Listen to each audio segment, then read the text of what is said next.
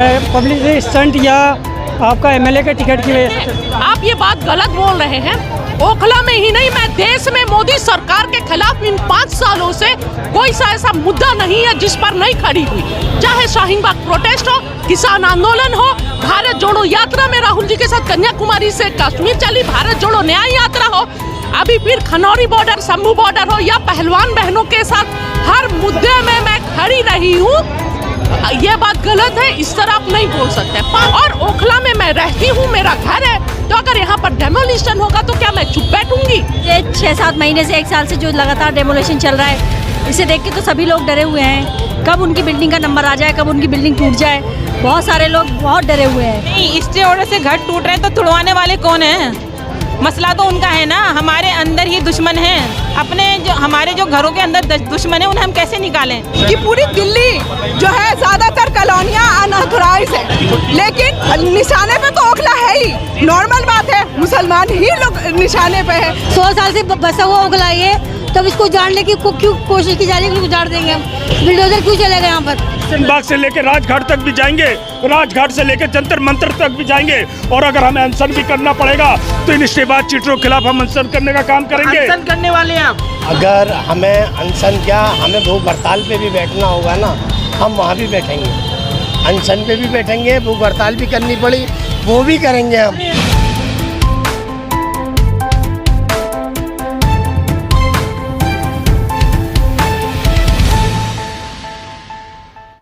Hello दोस्तों, India की news में आपका स्वागत है। इस वक्त हम मौजूद हैं जाकिर नगर से, जो आप रैली देख रहे हैं निकलती हुई है, और यहाँ पर हमारे साथ में कुछ लोग इस वक्त मौजूद हैं। आज जो रैली निकाली गई है कि मतलब जो डेमोलिशन होता है उसको लेकर, कि जो यहाँ से जो माफिया है, जो पैसे लेते हैं, उनके खिलाफ पूरी ओखला की आवाम एक प्लेटफॉर्म पे आए, और इंशाल्लाह अल्हम्दुलिल्लाह ये हुआ कि लोग एक प्लेटफॉर्म पे थे, हज़ारों आदमी इकट्ठा था ना। शुएब दानिश, महमूद, रशीद लतीफ़, इस टाइम ये किसी, और ये ज़ेबा खान जो आने वाले एमएलए के टिकट की दावेदार हैं, सबसे ज़्यादा ये कहाँ से कहाँ आई हैं। तो सब लोग यहाँ, पार्टी नहीं है, पार्टी छोड़ो ओखला जोड़ो, ये नारा है। अब परमिशन नहीं लिया जाता है, इंटीमेशन लिया जाता है, और इंटीमेशन दिया गया था, लेकिन पुलिस प्रशासन ने बाटला हाउस चौक से आगे की तरफ बढ़ने नहीं दिया गया, और ये यहीं पर खत्म हो गया। और हमारा मकसद था मैसेज देना स्टे माफियाओं को कि अब ये माफियागिरी बंद कीजिए, अब ओखला की जनता ये बर्दाश्त करने वाली नहीं है, इस पर रोक लगनी चाहिए। मासूम लोगों के घर को बर्बाद करना, तोड़ना बंद कीजिए, ये बंद होनी चाहिए। आज एफआईआर जब बेटियों का बलात्कार होता है तब तो नहीं होता है, एफआईआर जब किसी दलित पिछड़े के मुंह में पेशाब किया जाता है धर्म देखकर तब नहीं होता है, लेकिन किसी के घर को बचाने के लिए, अपने घर को बचाने के लिए लोग अगर निकलते हैं तो एफआईआर हो जाता है। यही भाजपा सरकार है और यही इनकी नीतियां हैं। कोई बात नहीं, हम एफआईआर से नहीं डरते हैं, हम जेल से नहीं डरते हैं, हम कानून का सम्मान करते हैं, और सम्मान में रहते हुए ये रैली निकालने का हमारे संविधान ने हमें हक दिया है, और हम संवैधानिक हकों के अंदर रहते हुए ये रैली निकाल रहे हैं। कम से कम 20-25 बिल्डिंगें टूट चुकी। आपका एमएलए के टिकट की वजह से आप ये बात गलत बोल रहे हैं। ओखला में ही नहीं, मैं देश में मोदी सरकार के खिलाफ इन 5 सालों से कोई सा ऐसा मुद्दा नहीं है जिस पर नहीं खड़ी हुई। चाहे शाहीन बाग प्रोटेस्ट हो, किसान आंदोलन हो, भारत जोड़ो यात्रा में राहुल जी के साथ कन्याकुमारी से कश्मीर चली भारत जोड़ो न्याय यात्रा हो, अभी फिर खनौरी बॉर्डर, शंभू बॉर्डर हो, या पहलवान बहनों के साथ हर मुद्दे में मैं खड़ी रही हूँ।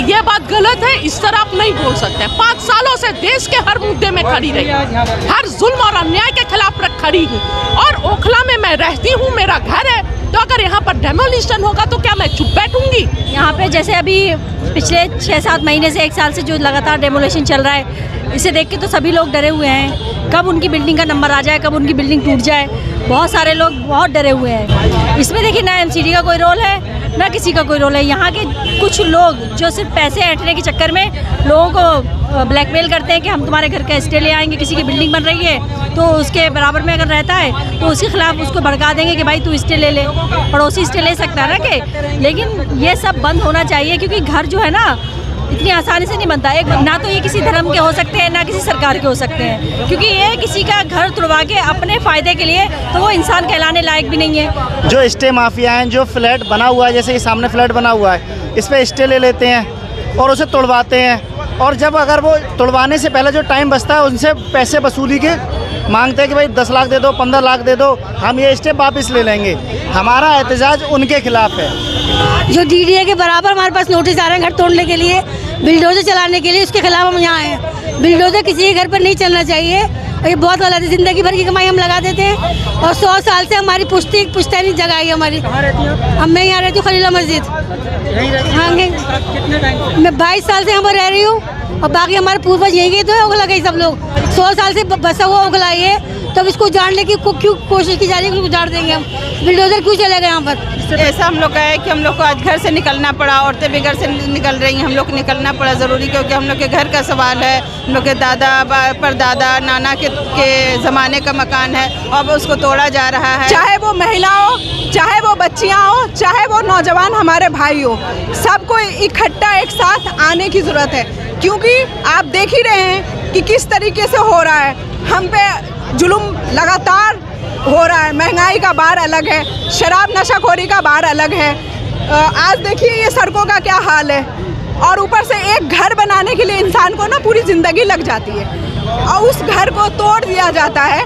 चंद लोगों के बातों में आके तोड़ दिया जाता है, उनको बेघर कर दिया जाता है। क्या सरकार को ये चीज़ दिखती नहीं है कि आम पब्लिक को पूरी ज़िंदगी लग जाती है एक मकान बनाने के लिए, और कितनी आसानी से उसे तोड़ दिया जाता है कि पूरी दिल्ली जो है ज़्यादातर कॉलोनियाँ अनऑथराइज है, लेकिन उसको ऑथराइज करने की जिम्मेदारी निशाने पे तो ओखला है ही, नॉर्मल बात है, मुसलमान ही लोग निशाने पे है। नहीं, स्टे ऑर्डर से घर टूट रहे हैं तो तुड़वाने वाले कौन हैं?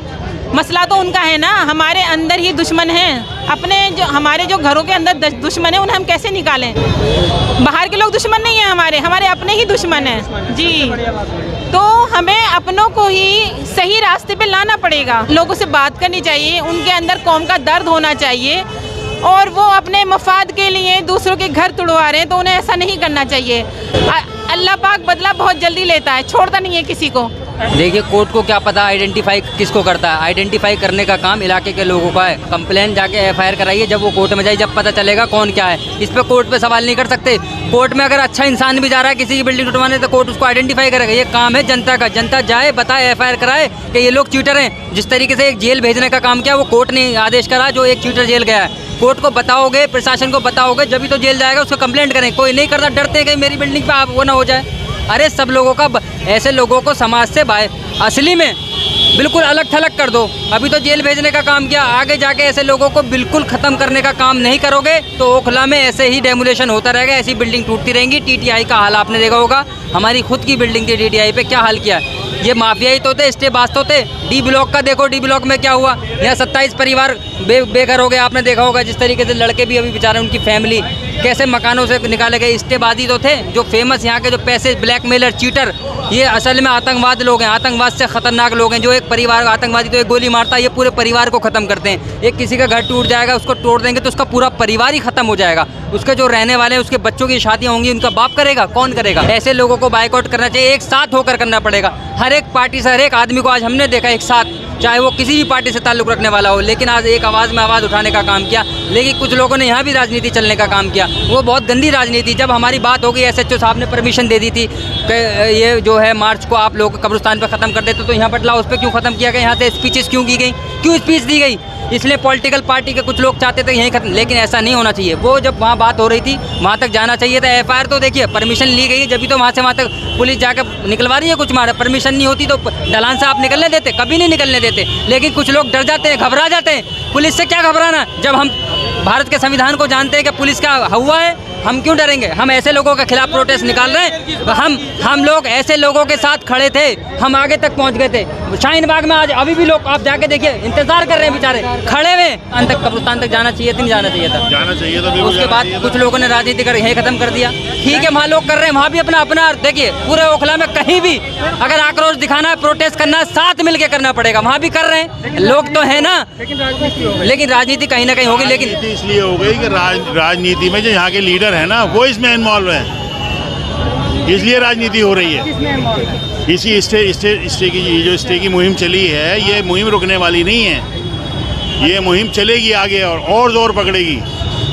जो आज आपने देखा है ना, इसका और बड़ा हुजूम देखने को मिलेगा आपको। पंचायत की मुहिम पिछले 3 महीने से बराबर मुद्दों पे काम कर रही है। जो ओखला के अंदर जो चीटर ब्लैकमेलर माफियाएँ जो पैसा वसूली का काम करते हैं, आज उनको ओखला की आवाज़ को बुलंद करने के लिए हमने आज पीच मार्च जाकिर नगर ढलान से पटला हाउस तक निकाला। मैं आपको जानकारी बता दूं, जब कोई भी मार्च निकलता है, कोई भी प्रदर्शन होता है, तो उसके लिए परमिशन होती है। परमिशन क्यों नहीं ली आप लोग? परमिशन ली थी हमने, परमिशन में लिखा था जाकिर नगर से लेकर शाहीन बाग तक की हमें परमिशन दी जाए।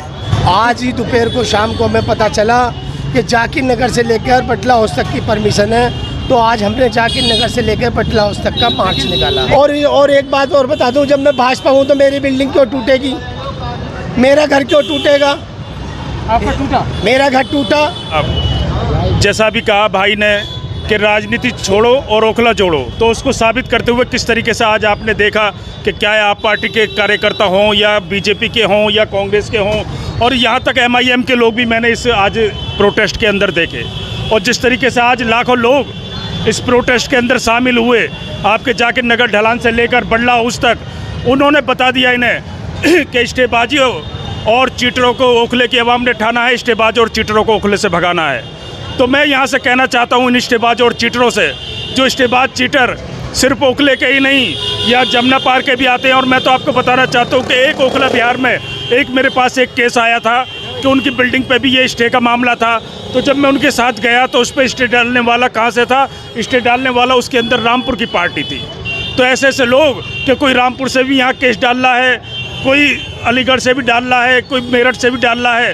तो मैं यहाँ से उन स्टेबाजों और चीटरों से कह देना चाहता हूँ कि क्या तो वो सुधर जाएं, वरना जिस तरीके से आज ओखले की आवाम ने सड़कों पे उतरने का काम किया है, ये सड़कों पे भी तो उतरने नहीं दिया जा रहा है। यहाँ बल्ला हाउस चौक में ही रोक दिया गया आप लोगों को। देखिए, बल्ला हाउस चौक तक आए हैं ना, आज बल्ला हाउस चौक तक आए हैं, तो इंशाल्लाह हमें उम्मीद है कि आज जाकिर नगर ढलान से बल्ला हाउस चौक तक आए हैं, और आने वाले टाइम पर हम बल्ला हाउस से चौक से लेकर शाहीन बाग तक भी जाएंगे, और शाहीन बाग से लेकर राजघाट तक भी जाएंगे, राजघाट से लेकर जंतर मंतर तक भी जाएंगे। और अगर हमें अनशन भी करना पड़ेगा तो इन स्टेबाज चीटरों के खिलाफ हम अनशन करने का काम करेंगे। अनशन करने वाले हैं आप? कोऑर्डिनेशन कमेटी कहेगी कि हमें अनशन करना है चीटरों और स्टेबाजों के खिलाफ, तो हम अनशन करेंगे। तो फिरोज जामी अनशन में बैठेंगे? मैं अनशन, सबसे पहले अनशन पे बैठने वाला फिरोज जमाई होगा अगर इन चीटरों और स्टेबाजों के खिलाफ अनशन होता है।